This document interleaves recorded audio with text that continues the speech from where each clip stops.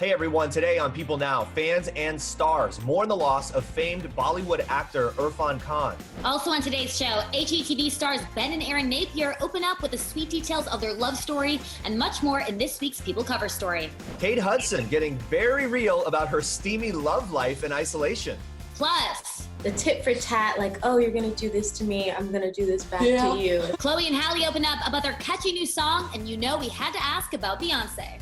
We both can be emotional, heated individuals. Real Housewives fans, listen up. Beverly Hills star Dorit Kemsley is dishing on the drama and teases more to come with Denise Richards. All that and more today on People Now. Let's go.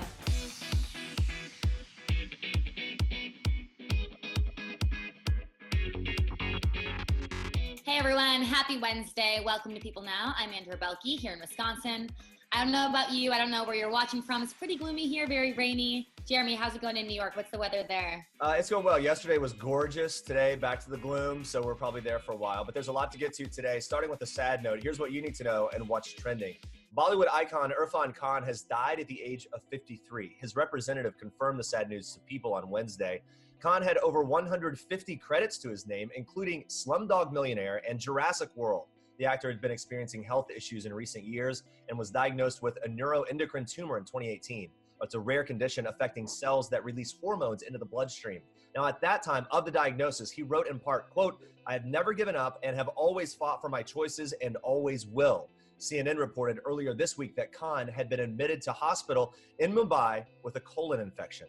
Khan's wife, Sutapa, and his two sons shared a lengthy and emotional statement to Indian media obtained by Deadline. The statement says in part, Irrfan was a strong soul, someone who fought till the very end and always inspired everyone who came close to him. The statement goes on to celebrate the legacy he leaves behind. Khan was widely regarded as one of India's finest actors, and on Wednesday, many of Bollywood and Hollywood's biggest stars remembered him on their social media. Priyanka Chopra tweeting in part, "The charisma you brought to everything you did was pure magic." And here's one more. Riz Ahmed tweeted, "Rest in peace, one of the greatest actors of our time. He was an inspiration and a hero to me and millions of others." And we here at People, of course, send our condolences and thoughts to his family, friends, and fans at this time. All right, switching gears now to something lighter. Kate Hudson is enjoying her time in isolation with her boyfriend, Danny Fujikawa. Hudson appeared on Watch What Happens Live at Home with Andy Cohen on Tuesday. When Cohen asked if quarantining with Fujikawa has been a good thing for her sex life, Hudson was quick to chuckle yes as she took a sip of wine. I guess it's true. There's not much else to do, so. Hudson then said, quote, "I think it's even more than that. I think it's positive for knowing that I'm with the right person." And she added, "There's nobody else I'd want to be quarantined with right now. He's just the best." Hudson expressed her love for Fujikawa in People's 2020 Beautiful issue cover story, which she graced alongside her mother Goldie Hawn and her 18-month-old daughter Ronnie. She told us that Fujikawa makes her feel beautiful every single moment of the day, even when they fight. She added, quote, "His devotion to the family unit makes me feel safe and confident and secure." Love it. Hudson and Fujikawa welcomed Ronnie in October of 2018. The actress is also mom to 16-year-old Ryder and an 8-year-old son, Bingham, from previous relationships. She told us that while she doesn't have a very traditional setup, she has zero regrets. She added, quote, "I've never defined myself through the way that a man sees me, but I can define myself in the unit that we can create together." Hawn also recognized just how special her daughter and Fujikawa's relationship is. She said, quote, "When you have your children and you have a man that loves your children and even the children that you may have had with someone else, that's a very tough bond to break."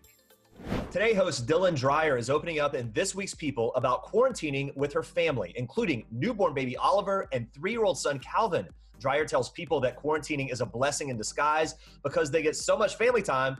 She says, sometimes it does drive you crazy, but for the most part, it's been great. Dreyer's husband, Brian Fischera, was diagnosed with coronavirus earlier this month, and Dreyer assumed she and Oliver had the virus as well. Oliver had a fever for 3 weeks, and Dreyer lost her sense of smell, but she couldn't get tested. The family is doing better now.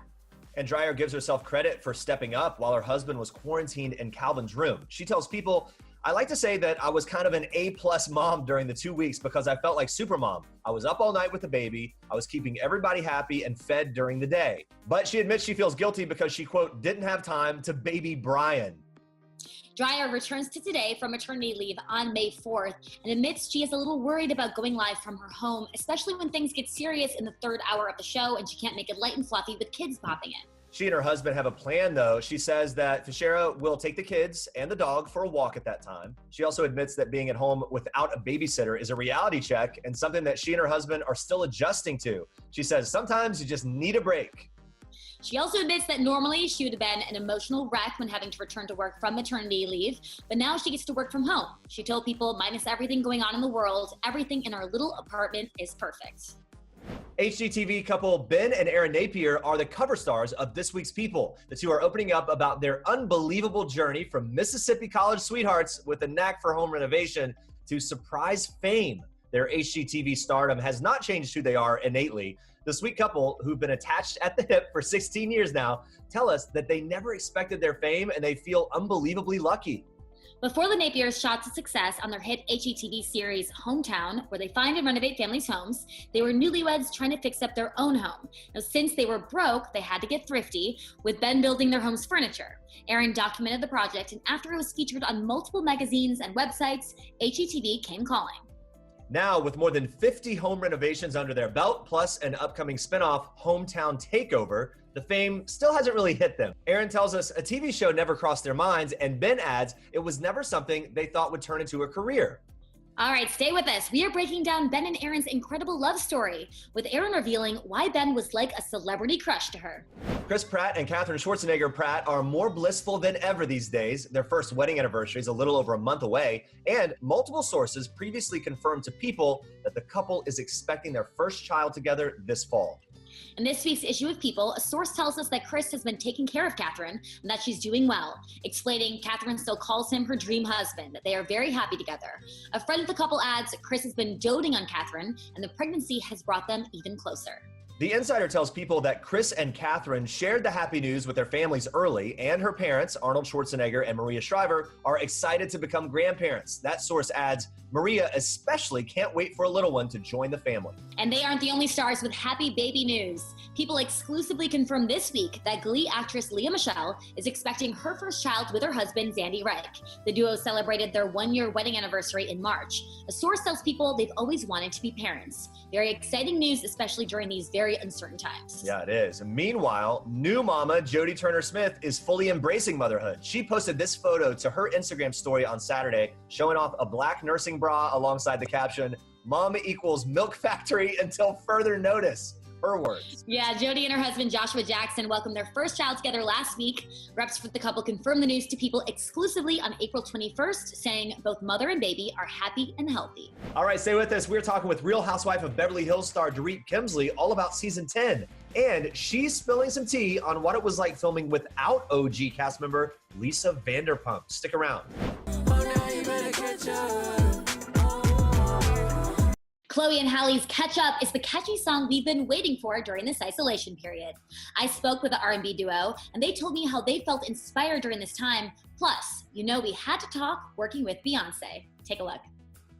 I definitely feel like we're always more inspired by life experiences and things that are happening around us.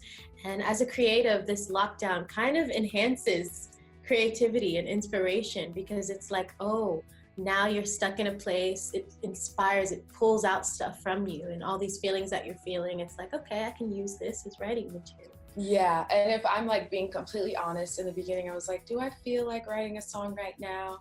No, but then once we actually like sat down and started creating, I noticed a lot of built up inspiration was inside and it just kind of came out flowing. So actually getting to do it, it was like pulling teeth because we were like, oh, we're binging TV, laying, relaxing. But you know, it's always fun creating. And you have a new song out. It's very catchy. It's called Catch Up. How has it been now that it's out there for the fans to hear?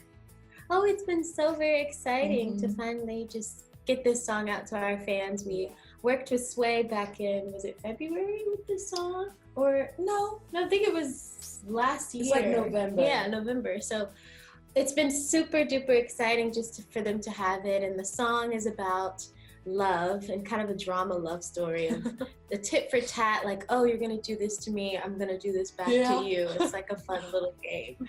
Halle, you're starring in The Little Mermaid. Highly anticipated, everyone's so excited, but a lot of productions have halted amid COVID-19. So where were you in the filming process and how was that going?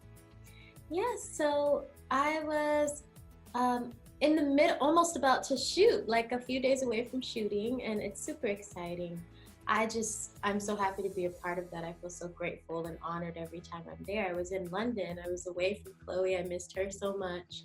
And we were a few days away from shooting because it was 3 months of rehearsals.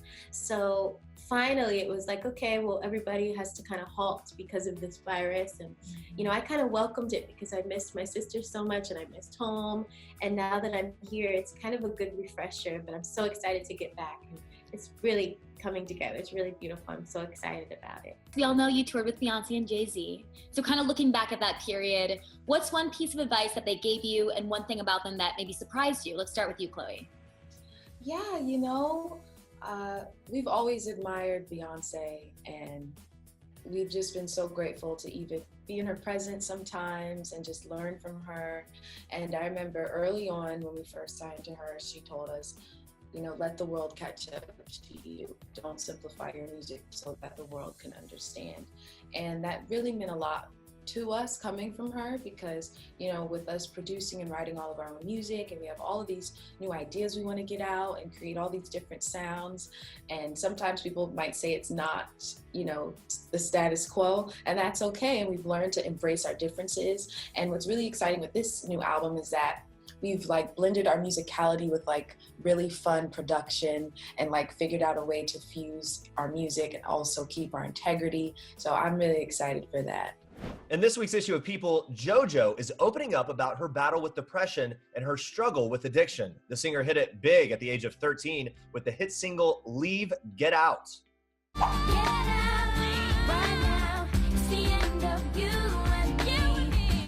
Behind the scenes of her fame, she was spiraling as she watched her now late father battle an opioid addiction. She also became dependent on alcohol as her career took a 5-year pause due to a record label dispute.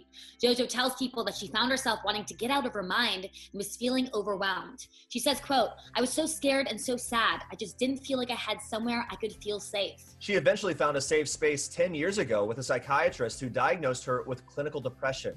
Now, in a better place thanks to therapy and antidepressants, she says that those who have depression or a chemical imbalance sometimes just need a little help. Jojo's mental health journey influenced her new album, Good to Know, which is out Friday, May 1st. During the 10 months she spent recording Good to Know, Jojo says she stayed celibate. She tells People, quote, "I would go out on dates, but I loved saying, okay, good night."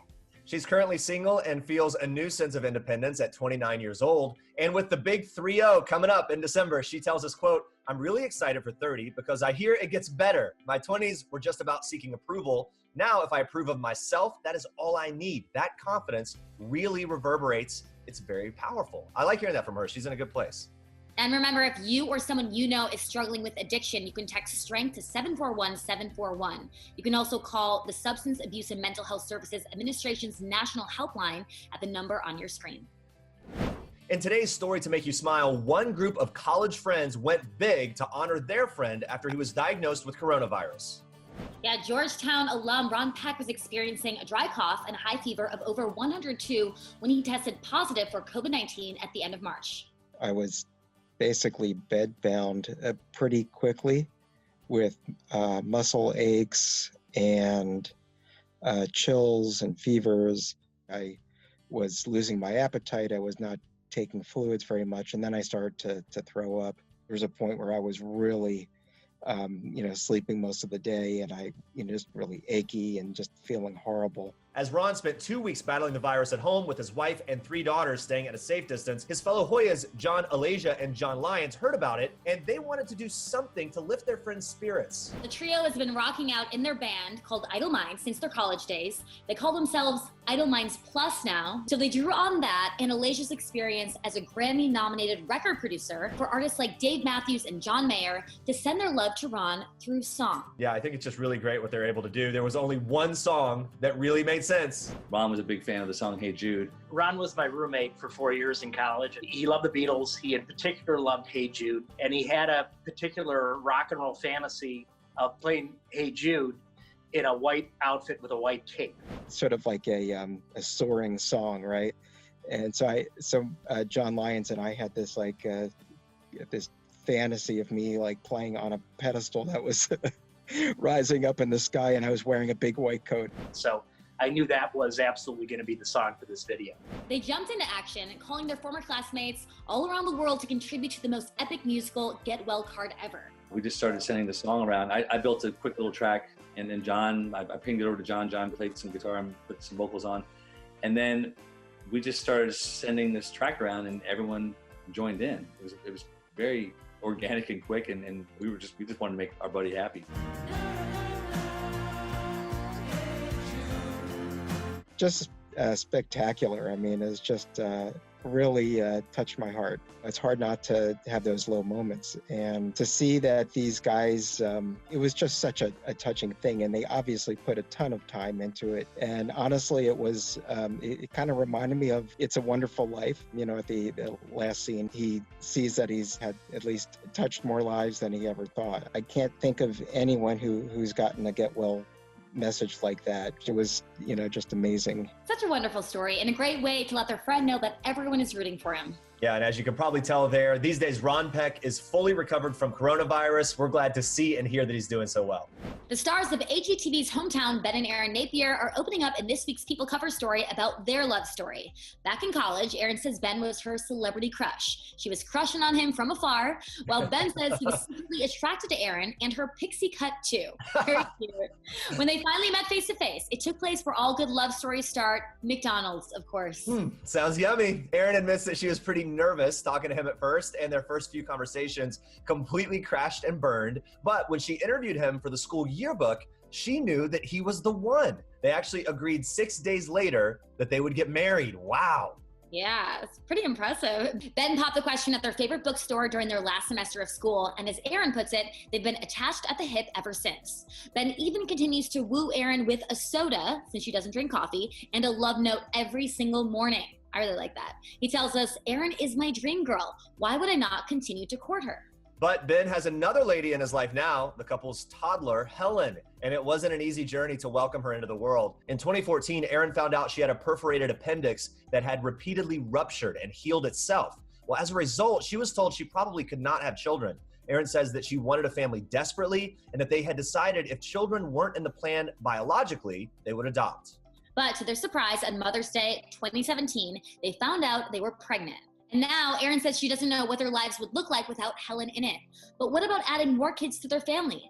They are leaving it up to fate. Erin says this, quote, "It was a surprise the first time, so I figure it'll be a surprise the next time too." We're so happy for them. It's great to hear their story. Now we switch gears and move on to this.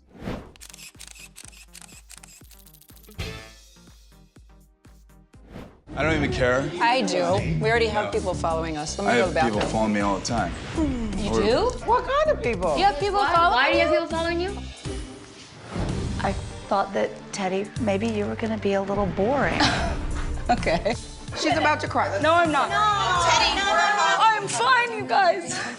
Like, everyone makes them so uptight. I'm trying to be chill, but then just keep going. That was the preview for tonight's new episode of The Real Housewives of Beverly Hills. Our producer, Sam Belikoff, caught up with one of the show's stars, Dorit Kemsley, to get her take on what we can expect this season, including how she feels about the newest housewife, Garcelle. Take a look. Garcelle said that sometimes that you push her buttons. What's your dynamic like with her? We got off on a good foot right from the beginning. You know, Garcelle came in, she kind of wanted to ruffle feathers and wanted to get in the mix, and that's great. I mean, that's what you kind of want. You just have to be careful what you wish for because it's not always easy. But I think that, you know, her and I, we get along. We have gotten along really well, and I really like her. I think she's got a great personality and she's fun. You know, and sometimes, you know, you have to kind of call people on what they say, you know, if they kind of say something that deserves being called out on. Which relationship of yours with the other ladies surprised you the most this season for the best? You know, I've felt stronger and stronger and closer to Lisa Rinna and Erica, you know, as the years have gone, and we didn't start off on the best foot. And that's been really nice because I've got real great friendship with both of them, and you know, I trust them and I have a lot of fun with them. We see some drama with you and Kyle in the trailer. Kyle, let me finish. You finish. I was not talking. I'm gonna freak the out. You've said in other press how you and her get into a difference of opinion quite a bit this season. How intense does it get between you two? We both can be emotional, heated individuals. But at the end of the day, I love Kyle and I think the feeling's mutual. And so we might have a difference of opinion. She might say something that hurts me and, I retaliate. But we figure out a way to come back to where we are and who we are. And I think that is a testament to really knowing and understanding somebody and the friendship that you have. So, but we definitely get into it. We have a few different issues. One of them, she's poking a little bit of fun at me or giving me a hard time. Another one, I tend to poke a little fun at her. Sometimes with, her relationship with Teddy and, so it's kind of lighthearted things like that end up becoming heated.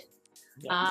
And that's for the most part. It's not really defending someone else. I would say there's something that directly affects either one of us, emotionally. There's a moment in the trailer where PK says to you, I hope it's not over. I love drama. Does he get involved in the drama this season? I mean, just on the sidelines. I download my husband on everything. We go through life together. So, of course, he's aware of things that go on. I'm always kind of keeping him abreast of some of the drama.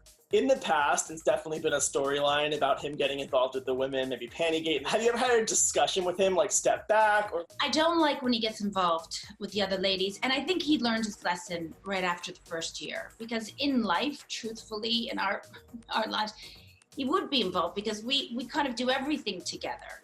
But I think in this group and in this dynamic, it's not helpful when the husband gets too involved with the other ladies.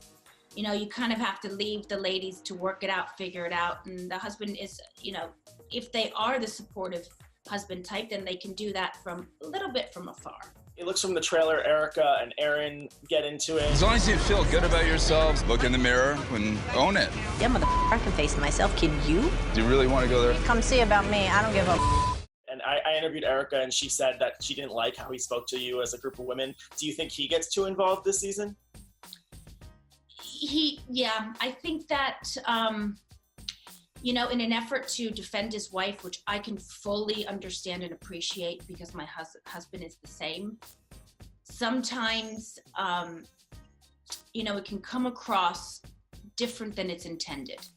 The premiere confirmed the rumors that Denise stopped filming with the group in December. When that happened, not the premiere airing, but when she actually stopped filming, were you shocked? Definitely. Did it give you deja vu to last year with Lisa stopping? Yeah, a bit, because you're sort of left there like, well, wait a minute, well, what happens now? Because the cast is broken and we all need to show up. That's what we signed up to do. And it kind of came out of left field. And as you'll see, there wasn't really an explanation for it. So I think that there was a period of time where it was kind of like, what's going on? For me anyway, I didn't really understand it. The season is a bit of a roller coaster and a lot of twists and turns. And there were definitely issues that arrived early on, and then they just, manifest into something bigger and bigger, and how it happens. And then some other things just come out of the blue. When the fourth wall was broken. I am not doing this, you guys. Stop. I'm stopped. Bravo, bravo, and bravo. In that bravo, bravo, bravo moment, what was your reaction? I think everybody was just kind of like, whoa, and the thing is, you can't really do that. You can't kind of choose what you want to be in or not in. I mean, imagine if we all had that choice. So I think that's why the network, why Bravo decided to show that. You had issues with Camille Grammer last year, and it looked like she wasn't coming back at first. Were you surprised when she returned to film? I was not surprised,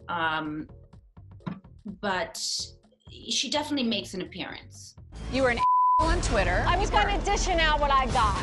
I think that there were some things that were left, a little open-ended, and I think in this show, things aren't great when they're open-ended. There has to be some kind of resolve, like an ending. Besides Denise, who surprised you the most this season? You know, Sutton, she's one of the new girls. I found some of the things that she was coming out with early on to be surprising and shocking.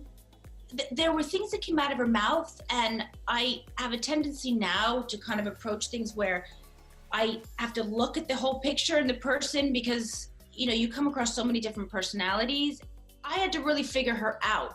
I didn't have that sort of warmth that I felt with Garcelle, or this feeling of ease, you know, right off the bat. This is now your 4th season as a housewife. I'm sure your life has changed. If you could tell your pre-housewife self some advice, what would you tell yourself?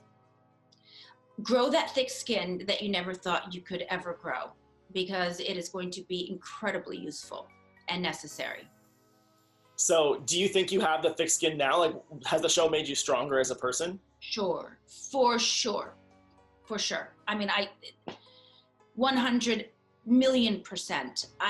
You have no choice. And if you're not that person, you have to learn how to become that person. I mean, I really had to learn things that I never thought I would. And I learned them in my 40s. So I lived a very full life before the show. And I thought, wow, I've learned so much, but I didn't realize I'd get to a stage in my life where I'd have to, you know, really learn how to be even stronger. Fans of Beverly Hills will remember that Lisa Vanderpump, an OG from season 1, left the cast in the middle of filming season 9. So we wanted to know what it was like for Dorit without Lisa this time around. Watch. You came on as her friend. Did you miss her while filming, and do you miss the friendship? Last year I did, and I was really saddened by everything that transpired and how it ended.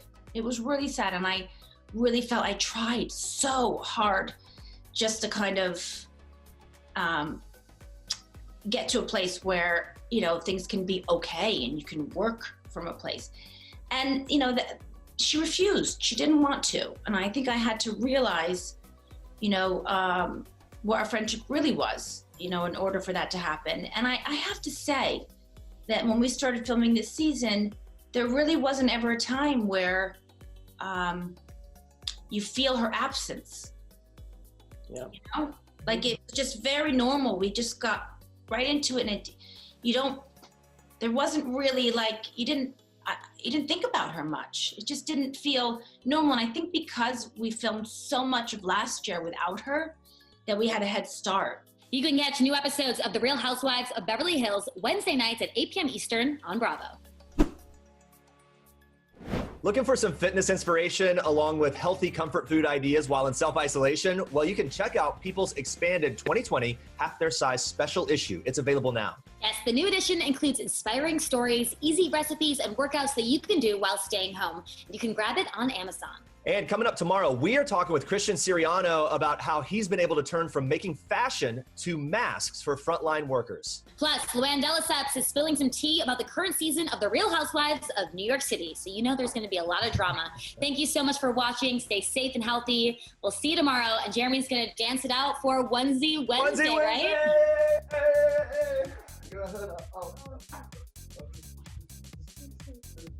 Bye, guys.